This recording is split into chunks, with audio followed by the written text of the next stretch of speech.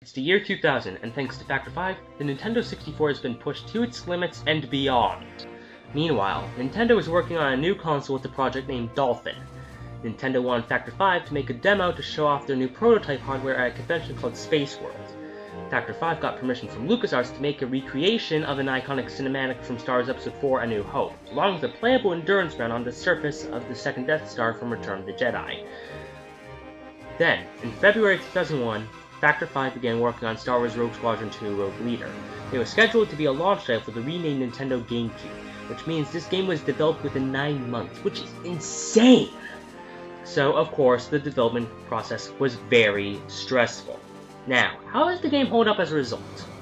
Rather well, actually. Okay, I need to get this out of the way. The graphics are amazing. Remember, this game came out in 2001. 10 years ago, and this game still looks good. Games still looked like this at the time. The difference is just amazing. The music is also really good. Just listen to Dark Planet.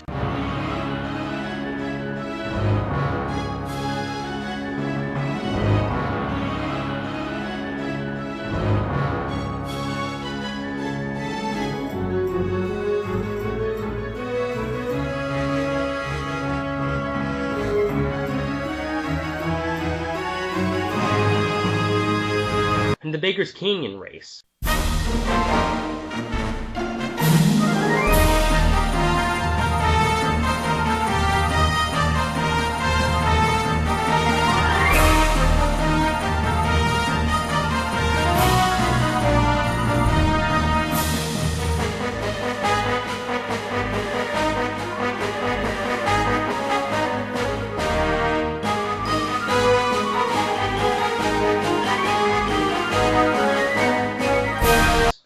I can safely say that this game has a much better soundtrack than the first.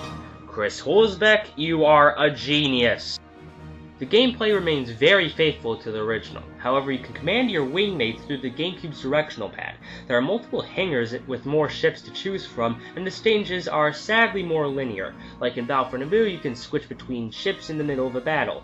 And there are space missions. Much better space missions. The radar now displays altitude as well, so it's slightly easier to tell where your enemies are coming from.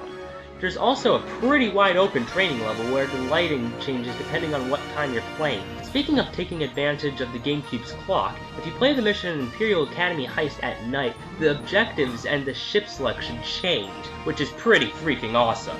The missions themselves mostly follow the major battles from the movies, like the Battle of Yavin, Battle of Hoth, and Battle of Endor. Therefore, this really isn't Rogue Squadron 2 as much as it is Rogue Squadron Beta. Or maybe Alpha to be more accurate. I really think this game captures the spirit of these battles almost flawlessly. You really feel like you're in the battles yourself, making this game a must-get for any fan of the classic Star Wars trilogy. At the same time, though, I feel it really relies too much on the movies, and there's not as much originality in between. It's always tying itself into something, which is fine, but I honestly like the original atmosphere from the first game better. Does that mean this game is bad? No, far from it. But it's just not as appealing to me. Now, this may not be as good as the original Rogue Squadron, but it's still one of the best GameCube games I've ever played. And I think it's worth taking a look at if you're interested.